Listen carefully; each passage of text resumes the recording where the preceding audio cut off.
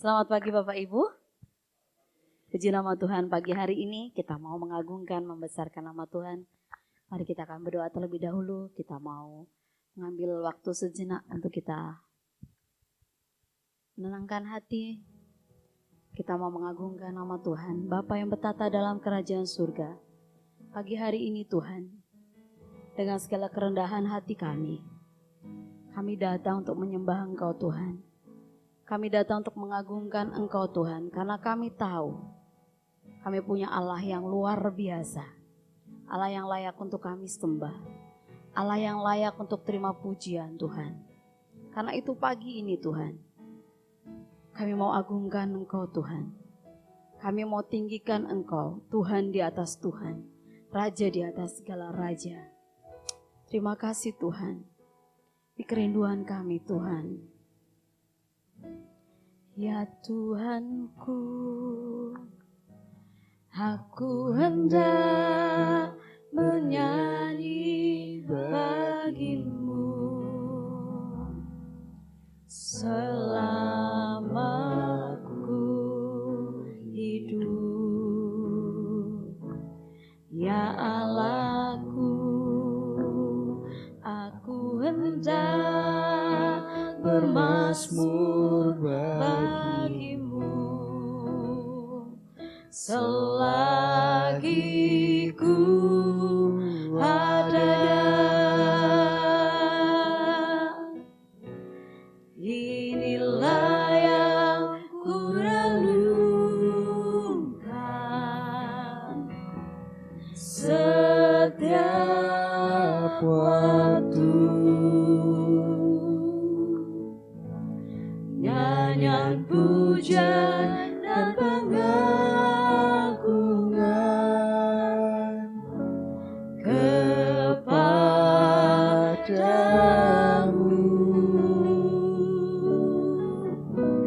Biarlah manis kau dengar Tuhan, manis kau dengar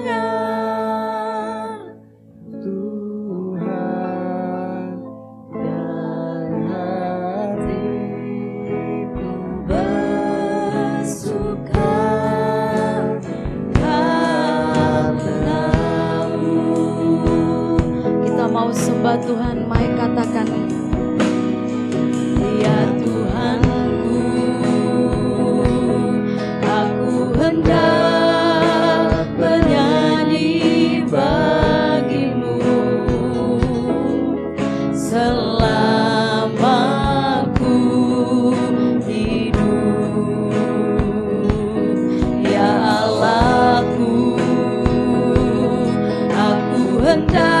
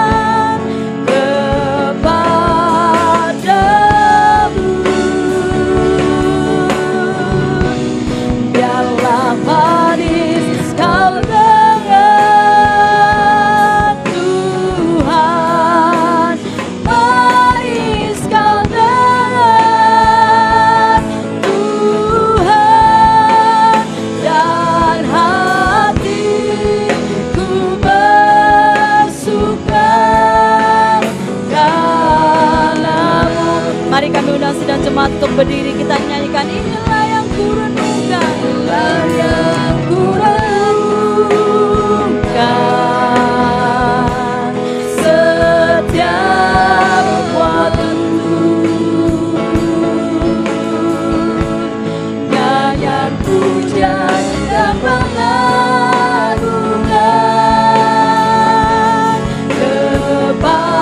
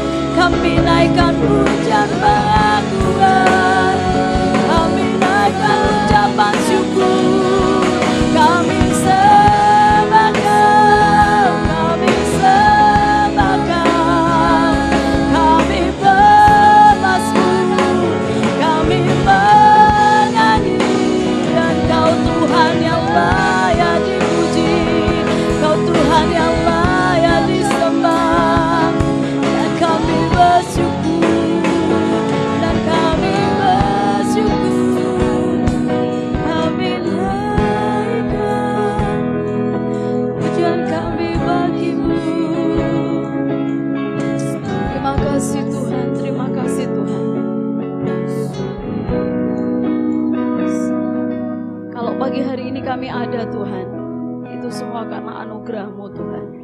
Kalau kami masih boleh bernapas pagi hari ini Tuhan, itu semua karena anugerah-Mu Tuhan. Karena itu Tuhan, kami mau mengagungkan Engkau Tuhan. Kami mau meninggikan Engkau Tuhan. Terima kasih Tuhan. Kami bersyukur Tuhan. Terima kasih Tuhan. Besar anugerah-Mu, melimpah kasih-Mu, semakin hari semakin bertambah. Besar anugerah-Mu, Ku ada sebagaimana Ku ada. Kita mau agungkan nama Tuhan. Berdiri menghadap tata-Mu Bapa, semua karena anugerah-Mu yang telah selamatkanku. Ku hidup dalam segala kelimpahan, ku layak untuk melayani Tuhan. Semua karena anugerah-Mu tercurah bagiku. Besar anugerah-Mu, besar anugerah-Mu, melimpah kasih-Mu, semakin hari semakin bertambah. Besar anugerah-Mu, semakin hari semakin bertambah. Besar anugerah-Mu, semakin hari semakin bertambah. Besar anugerah-Mu. Terima kasih Tuhan, terima kasih. Kami siap untuk memuji dan besarkan nama-Mu. Di dalam nama Tuhan Yesus Kristus kami mulai ibadah kami pagi hari ini. Haleluya, amin. Salam saudara yang kasih Tuhan, puji nama Tuhan. Hari ini hari Kamis tanggal 18 Mei 2023, dan kita sebentar ibadah akan memperingati hari kenaikan Tuhan Yesus naik ke surga. Nah, saudara yang kasih Tuhan, ini adalah kenaikan Tuhan Yesus dan bukan perjalanan akhir dari Tuhan Yesus di muka bumi. Sebab kita mau menantikan, dan itu sangat kita rindukan, kedatangan Tuhan yang kedua kali untuk menjemput gerejanya.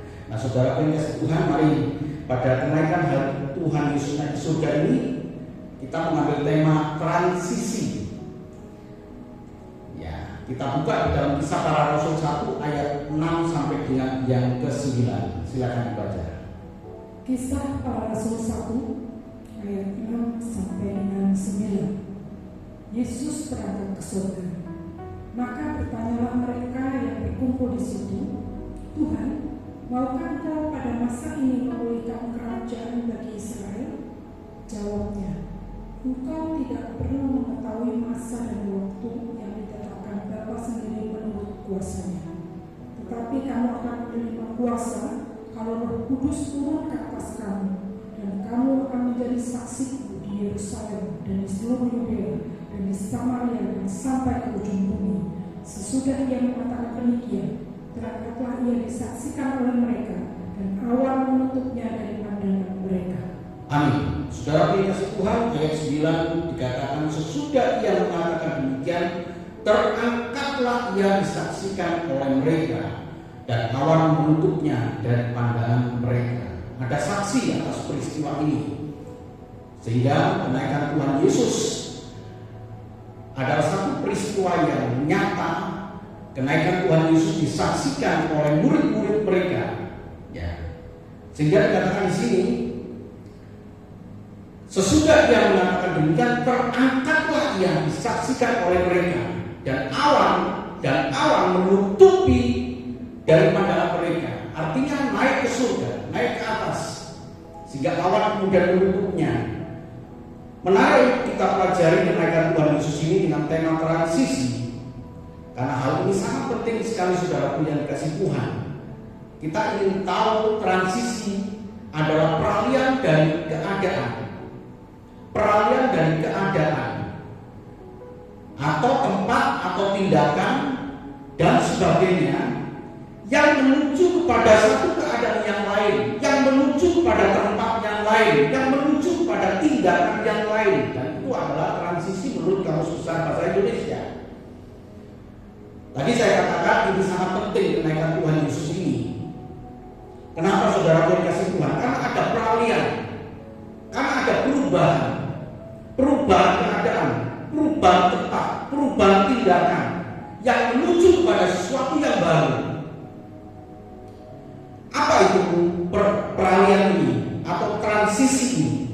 Kita baca di dalam Kisah Para Rasul 2 ayat yang ke-36.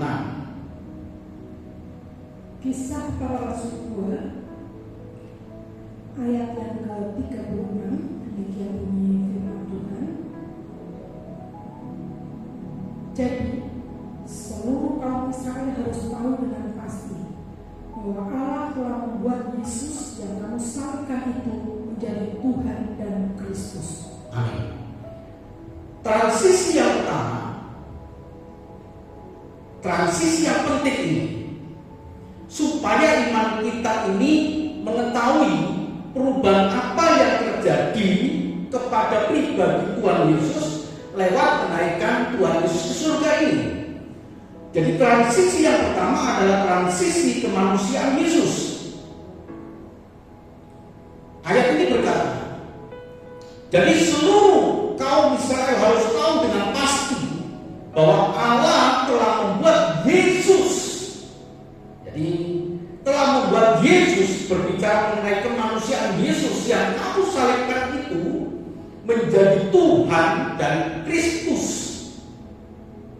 Nah, saudara yang kasih Tuhan, jadi kenaikan Tuhan Yesus ke surga seperti yang tadi kita baca di dalam Kisah Para Rasul 1 ayat 6 sampai dengan yang ke-9.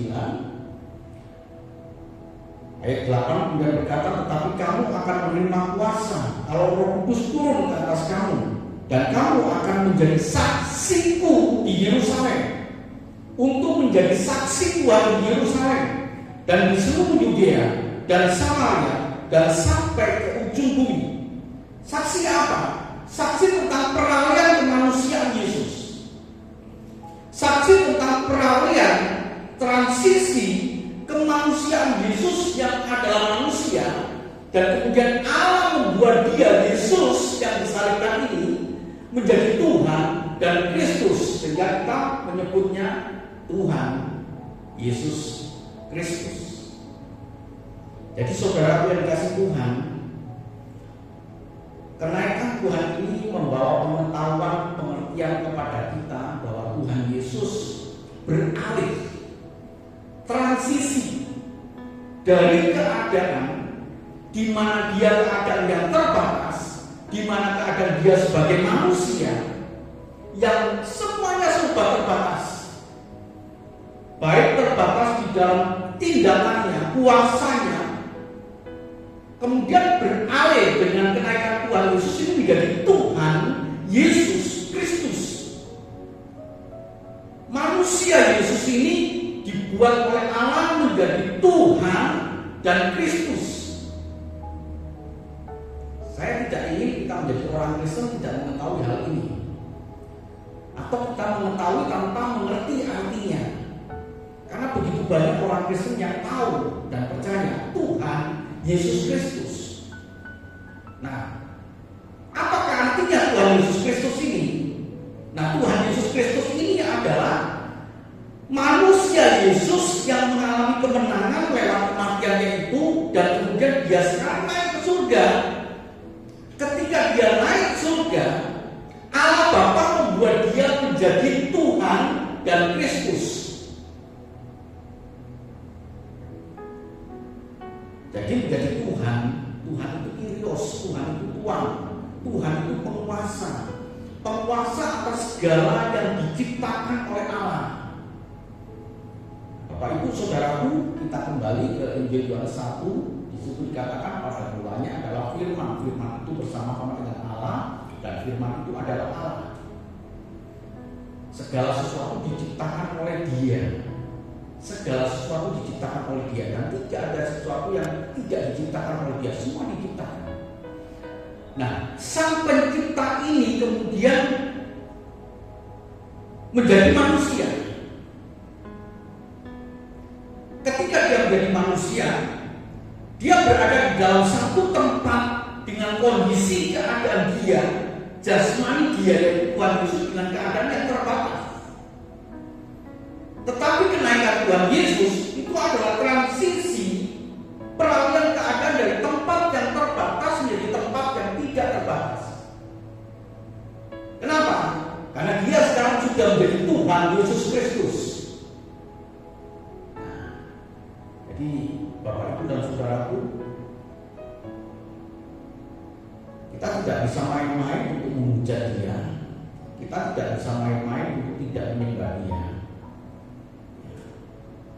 Mungkin orang pada saat Tuhan Yesus dalam keadaan terbatas, Tuhan Yesus katakan, ingat ya perkataan Tuhan Yesus, ketika engkau menghujat anak manusia, dosamu diampuni. Itu dalam konteks Tuhan Yesus berada di dalam posisi yang terbatas. Sekarang dengan kenaikan Tuhan Yesus ke surga, itu menunjukkan bahwa ada peralihan, ada transisi dari kehidupan Dia yang terbatas, keadaan, tempat, dan tindakan Dia yang terbatas menjadi satu keadaan yang tidak terbatas. Artinya Dia sudah Tuhan. Dia kembali kepada posisi semula, yaitu sebagai Allah pencipta segala sesuatu, bahkan penguasa dari segala sesuatu. Nah, kita nggak bisa kemudian memakai ayat tadi bahwa ketika kita menghujat anak manusia itu betul pada saat dia dalam kondisi terbatas, dosa itu diampuni. Tapi ketika dia naik surga, dia berada di dalam posisi sebagai Tuhan Yesus Kristus. Tidak bisa kemudian kita main-main dengan keadaan Dia yang maha mulia ini, saudara berkasih Tuhan. Jadi transisi kenaikan Tuhan Yesus ini penting untuk kita tahu bahwa Dia kembali kepada keadaan yang semula sebagai penguasa atas segala yang diciptakannya. Jadi untuk apa kita menyembah Dia? Inilah alasannya. Kenapa saya menyembah Dia? Kenapa saya melayani Dia? Kenapa saya menaikkan pujian pengagungan bagi Dia? Karena Dia Tuhan, karena Dia Allah. Dia kembali kepada keadaannya. Jadi transisi kemanusiaan Tuhan Yesus ini keadaan kemanusiaan Tuhan Yesus yang kemudian beralih kepada Tuhan dan Kristus. Nah, Bapak Ibu Saudara kasih Tuhan, transisi kemanusiaan Tuhan Yesus ini ada satu ayat yang menarik. Jadi ayat ini menarik sekali ya. Kisah Para Rasul 16 ayat yang 7. Tolong dibaca.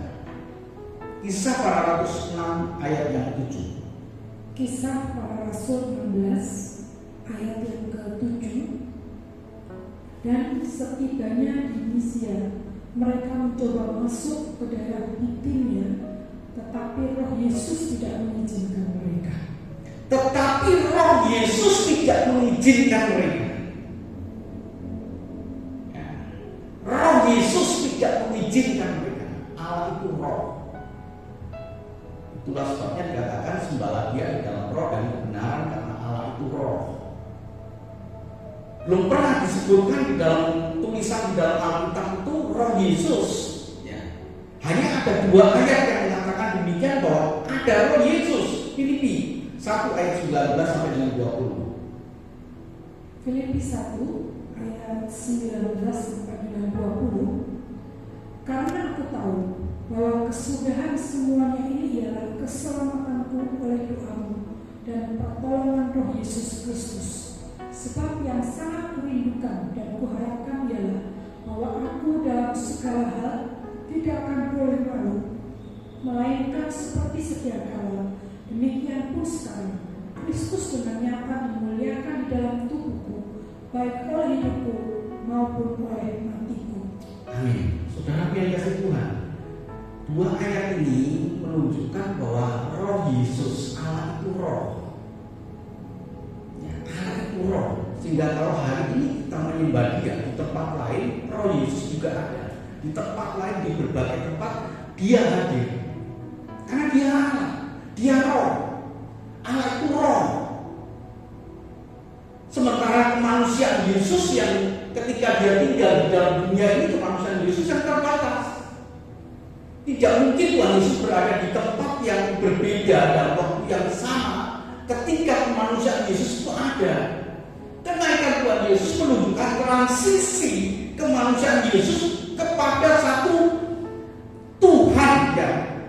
Tuhan dan Kristus kepada Allah di situ. Roh Yesus di situ. Firman pada mulanya adalah firman, dan kemudian firman itu menjadi manusia. Dan kemudian manusia Yesus ini kemudian naik ke surga. Dia roh Yesus yang sekarang berkuasa di dalam seluruh jagat raya ini.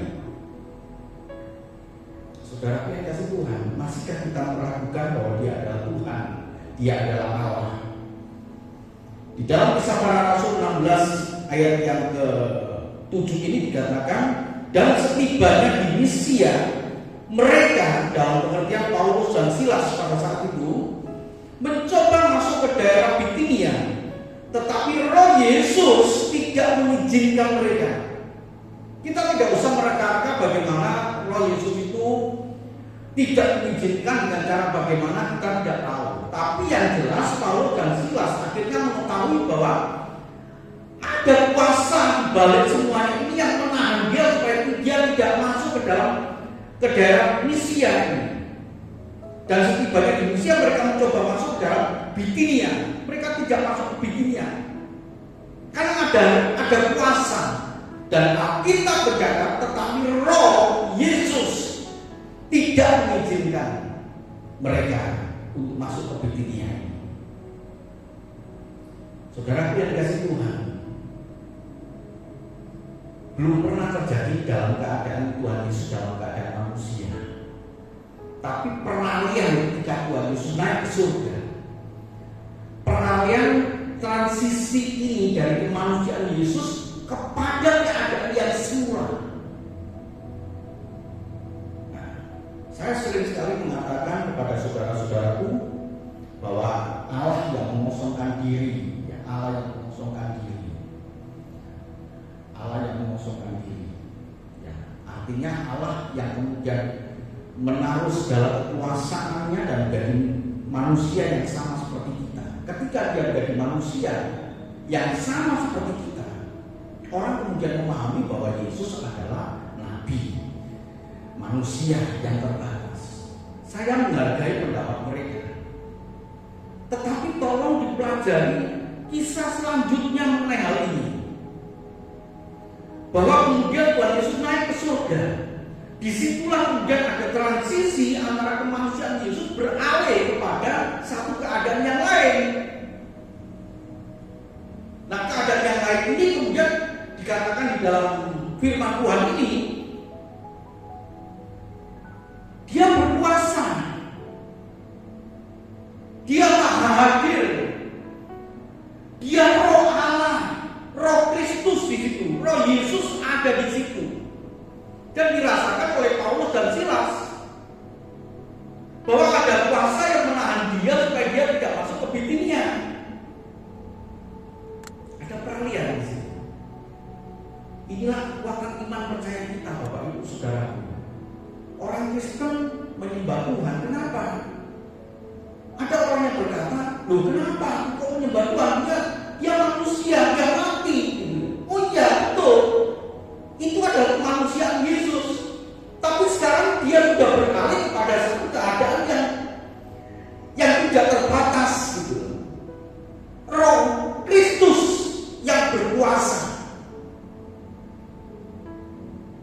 Dia maha hadir. Di mana Bapak Ibu Saudaraku beribadah baik secara online maupun di tempat ini, maka Roh Yesus, Roh yang maha hadir, Roh Yesus itu hadir di berbagai tempat. Di sana semua orang menyembah Dia. Jadi jangan pernah coba-coba untuk menghujat Dia. Ya, jangan coba-coba untuk menghujat Dia. Dia Allah, Dia Tuhan, Dia penguasa dari segala yang ada. Ini adalah transisi yang ditunjukkan lewat kenaikan Tuhan Yesus. Jadi kenaikan Tuhan Yesus bukan sekedar Tuhan Yesus sudah naik, bukan sekedar itu. Seperti yang murid-murid lihat ketika Tuhan Yesus naik, tapi ada pelajaran di situ bahwa ada transisi kemanusiaan Yesus dari transisi yang terbatas, dari keadaan yang terbatas dari keadaan yang tidak terbatas. Ini makna dari kenaikan Tuhan Yesus di situ. Disinilah kita punya kebanggaan. Aku menyembah Dia karena Dia adalah Allah yang maha kuasa. Dia adalah Allah yang peduli kepada kita. Dia Allah yang maha tahu. Allah yang maha tahu. Karena Dia Roh. Dari kemanusiaan jadi dari manusia jasmani jadi Roh Yesus yang ada di berbagai tempat. Jadi Bapak Ibu dan Saudara yang dikasih Tuhan, ketika kita punya pergumulan dalam kehidupan ini, dan sekarang pun sudah kehabisan kita untuk berkata-kata, sama seperti Paulus dan Silas, ada Roh Kristus, ada Roh Yesus yang bisa mengerti akan penderitaan yang kita punya. Sekarang pun orang dekat kita tidak mengerti apa yang menjadi beban hidup kita. Ada Roh Yesus yang tahu.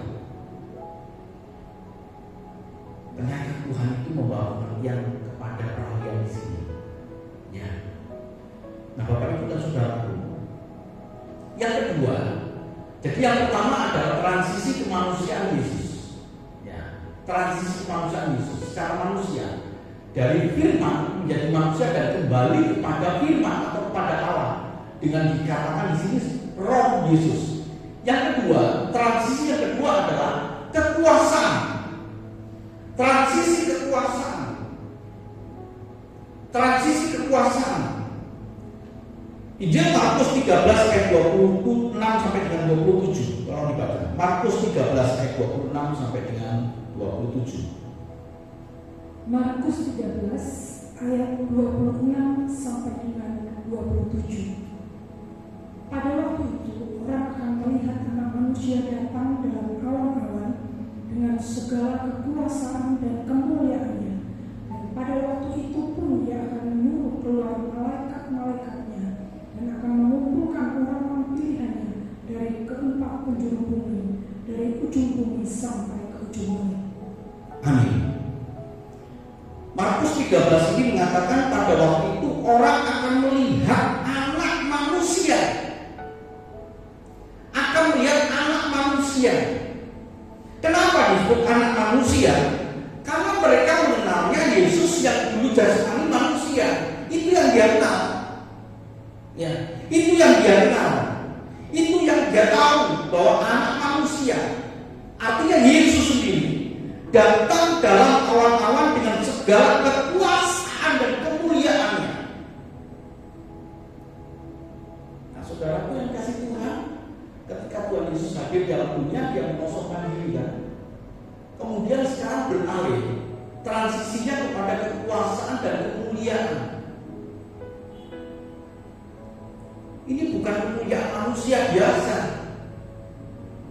Ini kemuliaan Allah.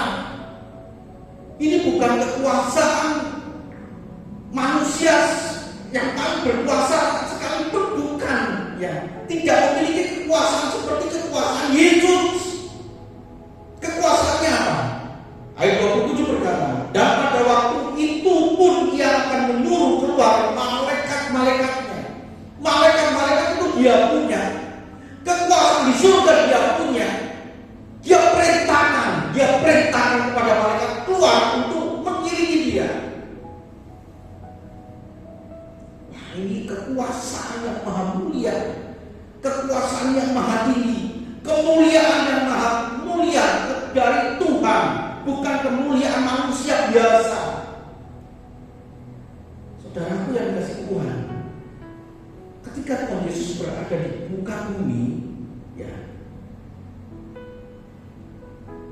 tidak ada kemuliaan semacam ini.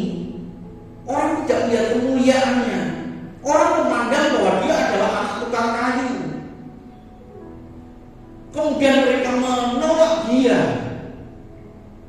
Bayangkan kalau kekuasaan kemuliaannya itu Tuhan Yesus punya ketika dalam wujud sebagai manusia.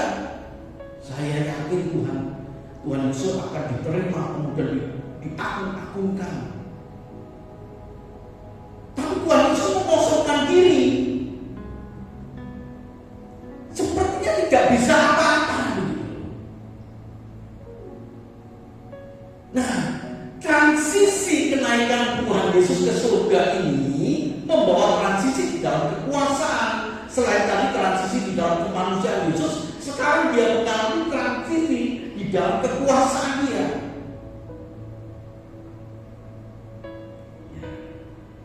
Pada waktu itu, ia akan menyuruh keluar malaikat-malaikatnya. Perhatikan baik-baik saudara. Lalu apa yang terjadi? Dan akan mengumpulkan orang-orang pilihannya dari keempat penjuru bumi, dari ujung bumi sampai ke ujung langit. Kumpulkan semua. Kekuasaannya bagaimana ini? Ini adalah kekuasaan yang maha kuasa, saudara. Ya, Tuhan Yesus betapa sulitnya ketika dalam keadaan manusia ya. Kalau Bapak Ibu baca di dalam Yohanes 6, banyak orang mengundurkan diri. Banyak orang mengundurkan diri, bahkan kemudian Tuhan Yesus menawarkan kepada Petrus, kamu tidak mau juga mengundurkan diri, tidak mau juga pergi. Tapi nanti tidak bisa ini. Jadi kenapa Tuhan Yesus membawa transisi kekuasaan? Dia punya kekuasaan itu. Mari coba kita lihat bagaimana dia transisi kekuasaan Tuhan Yesus ini. Roma 14 ayat 10 sampai dengan 12. Roma 14 ayat 10 sampai dengan 12. Roma 14 ayat 10 sampai dengan 12. Tetapi engkau, mengapakah kau menghakimi saudaramu, atau mengapakah kau menghina saudaramu? Sebab kita semua harus menghadap tahta pengadilan Allah. Karena ada tertulis, demi aku hidup, demikianlah firman Tuhan, semua orang akan bertekuk lutut di hadapanku, dan semua orang akan memuliakan Allah. Demikianlah setiap orang di antara kita akan memberi pertanggungan jawab tentang dirinya sendiri kepada Allah. Amin. Saudara yang dikasihi Tuhan, kekuasaan Tuhan Yesus dari manusia yang dihina. Ya, ini tentu banyak sekali ayat yang mengatakan bahwa dia diolok-olok, dia dihina, dia ditolak. Ya, banyak sekali ayat yang berkisah tentang Tuhan Yesus. Tapi kita melihat transisi di sini dari manusia yang dihina, bahkan hinaan kepada Tuhan Yesus berlaku sampai dengan sekarang. Kenapa orang menghina dia? Karena dia tidak mengetahui hal ini, tidak mengetahui transisi Tuhan Yesus. Kalau suatu saat nanti dia mengerti tentang transisi kekuasaan Tuhan Yesus dari yang terbatas, dari manusia yang tidak tidak punya tempat untuk meletakkan kepalanya saja, ya. Atau dari manusia yang kemudian dihina, kita lihat dihina ya, Tuhan Yesus dilucuti pakaiannya, nyaris dia telanjang dan kemudian disalibkan. Itu keadaan yang hina. Sekarang coba kita lihat. Tetapi engkau, mengapa engkau menghakimi saudaramu? Atau mengapa engkau menghina saudaramu? Sebab kita semua, siapapun kita semua akan menghadap tahta pengadilan Allah. Roma 14 ayat 10 ini berkata pengadilan Allah. Tapi di tempat lain, 2 Korintus 5 ayat yang ke-10, tolong dibaca. 2 Korintus 5 ayat yang ke-10. Sebab kita semua harus menghadap tahta pengadilan Kristus, supaya setiap orang memperoleh apa yang patut diterimanya sesuai dengan yang dilakukannya dalam hidupnya, ini baik ataupun jahat. Amin. 2 Korintus 5 ayat 10 ini memperjelas tata pengadilan Allah siapa? Tata pengadilan Allah yang bagaimana? Ternyata tata pengadilan Kristus dengan kata-kata yang sama seperti di dalam Roma 14 ayat 10 tadi. Semua kita akan menghadap tata pengadilan Allah. Dan kemudian 2 Korintus 5 ayat 10 berkata, kita semua akan menghadap tata pengadilan Kristus. Dari manusia yang dihina menjadi satu penguasa yang mengadili semua yang hidup dan mati. Nah, Bapak Ibu Saudaraku, terutama bagi Bapak Ibu Saudaraku yang belum mengenal Tuhan, buka hati di sini. Jangan hanya melihat kepada keterbatasan Kristus sebagai manusia, tapi lihatlah transisi peralihan dari manusia Yesus menjadi Tuhan, dan manusia Yesus yang terbatas menjadi satu peralihan yang punya kekuasaan yang maha tinggi di sini. Dia yang mengadili manusia. Kita semua, saya pelan-pelan Bapak Ibu ya, kita semua akan menghadap tata pengadilan Allah, yaitu tata pengadilan Kristus yang mengadili setiap manusia.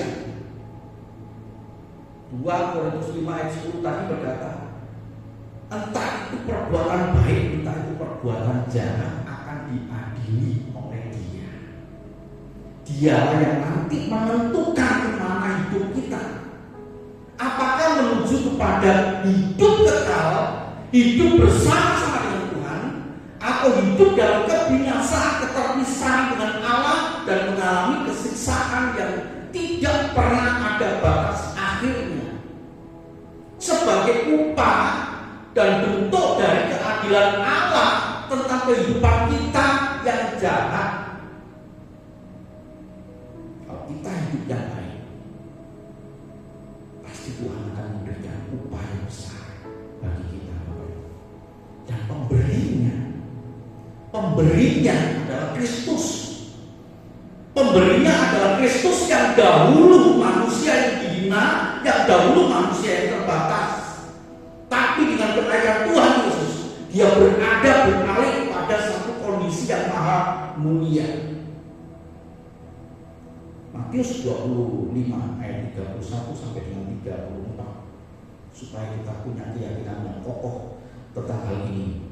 Injil Matius 25. Matius 25 ayat 31 sampai dengan 34. Penghakiman terakhir. Apabila Anak Manusia datang dalam kemuliaannya dan semua malaikat bersama-sama dengan Dia, maka Ia akan bersemayam di atas tahta kemuliaannya. Ia akan bersemayam di atas tahta kemuliaannya. Di atas tahta kemuliaannya itulah Dia akan menghakimi, mengadili setiap manusia. Ayat 32. Lalu semua bangsa akan dikumpulkan di hadapannya, dan Ia akan memisahkan mereka seorang daripada seorang, sama seperti gembala memisahkan domba dari kambing. Hati-hati di sini. Hati-hati kita di sini. Hidup yang sekarang yang terbatas menentukan siapa diri kita. Apakah kita domba yang kemudian Dia katakan, ya, domba ini berbicara tentang orang yang baik, orang yang benar, yang kemudian memperoleh kebahagiaan, atau kambing yang kemudian Tuhan pisahkan di situ. Artinya orang yang jahat, orang yang serakah, orang yang penipu dan lain sebagainya, orang yang hidup tidak benar di hadapan Tuhan. Ayat 33. Dan Ia akan menempatkan domba-domba di sebelah kanannya dan kambing-kambing di sebelah kirinya. Siapa kita ini? Saya harap Bapak Ibu dan Saudaraku, kesempatan yang Tuhan berikan kepada kita selama kita hidup ini, sekali lagi Tuhan Yesus akan menentukan kita tanpa kompromi, ya, tanpa kompromi. Bukan karena saudaranya aku kenal Tuhan, aku kenal Tuhan Yesus, maka saudara otomatis jadi domba. dan dipisahkan. Nah, hidup kita, hidup iman kita, iman dengan perbuatan itulah yang akan membawa kita kepada apa diri kita ini. Lanjut. Ayat ke-34, dan raja itu akan berkata kepada mereka yang di sebelah kanannya, mari, hai kamu yang diberkati oleh Bapakku, terimalah kerajaan yang telah disediakan bagimu sejak dunia dijadikan. Ini transisi kekuasaan yang Tuhan sekarang punya. Hari ini ketika saya berbicara, dia sudah punya kekuasaan itu. Dia bukan yang terbatas lagi, dia bukan manusia yang biasa lagi, tapi dia adalah Tuhan Yesus Kristus. Saudaraku yang kasih Tuhan, mari coba kita lihat transisi kekuasaan Tuhan ya. Dari seorang hamba, dari seorang pelayan menjadi seorang Tuhan yang disembah. Yohanes 13 ayat 13 sampai dengan yang 17. Tolong dibaca. Yohanes 13 ayat 13 sampai dengan 17. Kamu menyebut aku guru dan Tuhan, dan katamu itu tepat, sebab memang akulah guru dan Tuhan. Jadi jikalau aku membasuh kakimu, aku yang adalah Tuhan dan gurumu, maka kamu pun wajib saling membasuh kakimu. Sebab aku telah memberikan suatu teladan kepada kamu, supaya kamu juga berbuat sama seperti yang telah aku berbuat kepadamu. Aku berkata kepadamu, sesungguhnya seorang hamba tidaklah lebih tinggi daripada tuannya, ataupun seorang utusan daripada dia yang mengutusnya. Jikalau kamu tahu semua ini, maka berbahagialah kamu jika kamu melakukannya. Siapa dia? Dia yang maha mulia, tapi memposisikan dirinya menjadi seorang hamba yang kemudian membasuh kaki. Ya. Tapi kita melihat Bapak Ibu Saudara yang dikasih Tuhan, semua lutut akan bertelur. Kalau sekarang di dalam Yohanes 13 ayat 13 sampai dengan 17 tadi, dia yang bertelur dan dia melayani, dia menjadi seorang hamba. Transisi kenaikan Tuhan itu membawa dia menjadi Tuhan Kristus, Tuhan yang disembah. Semua mulut akan mengaku, semua mulut akan berdoa. Tidak bisa tidak. Mari kita buka hati kita. Kenaikan Tuhan membawa transisi kepada kemanusiaan Kristus, membawa transisi kepada kekuasaan Yesus, Tuhan dan Allah. Filipi 2 ayat 9 sampai dengan 11, ayat yang terakhir. Filipi 2 ayat 9 sampai dengan 11. Filipi 2 ayat 9 sampai dengan 11. Itulah sebabnya Allah sangat meninggikan dia dan mengaruniakan kepadanya nama di atas segala nama, supaya dalam nama Yesus bertekuk lutut segala yang ada di langit dan yang ada di atas bumi dan yang ada di bawah bumi, dan sekali dia mengaku Yesus Kristus adalah Tuhan, bagi kemuliaan Allah Bapa. Amin.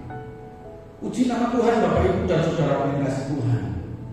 Keterbatasan Kristus, kemanusiaan Kristus, dengan kenaikan Tuhan Yesus, dia adalah Allah, dia adalah Tuhan.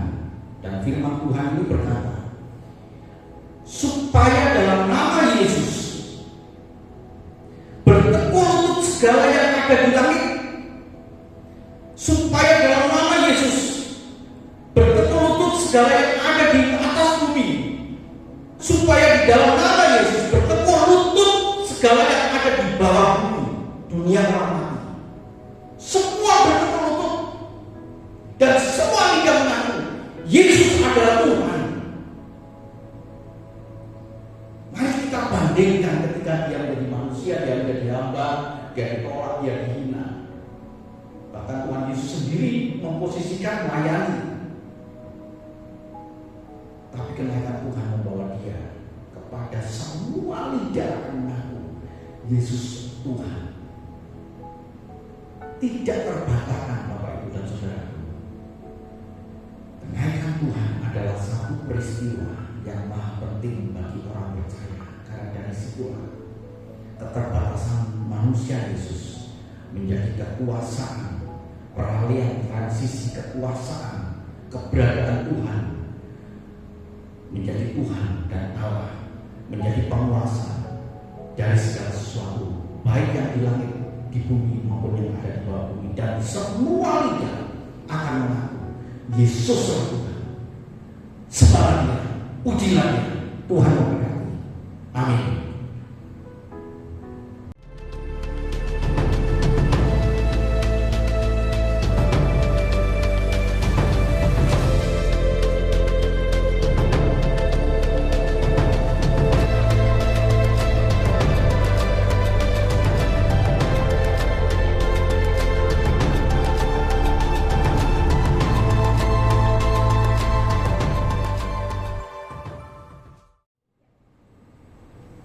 Mari Bapak Ibu dan Saudaraku, setelah kita mendengarkan kebenaran firman Tuhan, kita merenungkan, tidak sia-sia kita menyembah Dia, sebab Dia adalah Allah, Dia adalah Tuhan, Allah yang Maha Kuasa. Mari kita akan bersekutu dengan tubuh dan darah Tuhan untuk mengingatkan kembali akan kasih Tuhan, akan kemanusiaan Kristus yang merelakan dirinya mati dan berkorban bagi kita. Bapak Ibu dan Saudaraku, mari kita bersekutu di dalam perjamuan kudus ini, dan silakan Bapak Ibu untuk mempersiapkan anggur maupun roti ya, untuk kita bersekutu dengan Tuhan. Mari kita satu di dalam doa. Bapa, kami bersyukur kepada Engkau Tuhan, Allah yang Maha Kuasa. Kami sudah mendengarkan kebenaran firman Tuhan, dan pada tangan kami ini Tuhan ada roti sebagai lambang tubuh Tuhan yang sekarang akan kami makan dan minum, dan juga anggur sebagai lambang darah Kristus.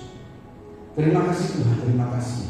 Dan inilah kebenaran firman Tuhan, sebab apa yang telah kuteruskan kepadamu telah aku terima dari Tuhan, yaitu bahwa Tuhan Yesus pada malam waktu Ia diserahkan mengambil roti, dan sudah itu Ia mengucap syukur atasnya, Ia mengucap-ucapkannya dan berkata, inilah tubuhku yang diserahkan bagi kamu, perbuatan ini menjadi peringatan akan aku. Mari kita angkat roti dengan tangan kanan kita lebih tinggi dari kepala kita, akan tubuh Tuhan. Bukankah roti yang kita pecah-pecahkan adalah persekutuan dengan tubuh Kristus? Dalam nama Tuhan Yesus kita makan tubuh Tuhan ini. Amin.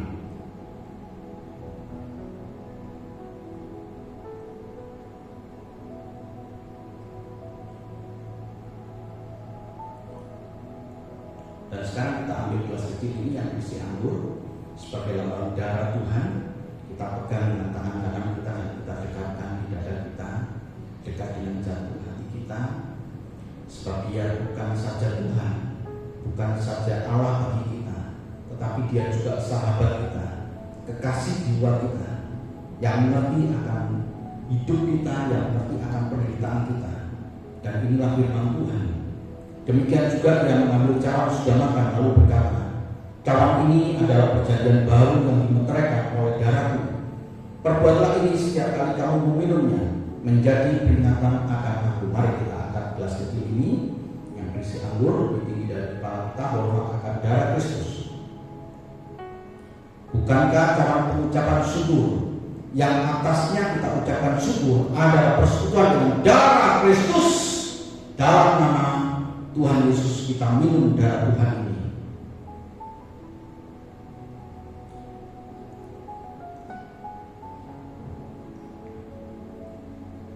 Mari Bapak Ibu dan Saudara yang kasih Tuhan, kita angkat tangan kita mengucap syukur kepada Tuhan. Bapa, terima kasih Tuhan.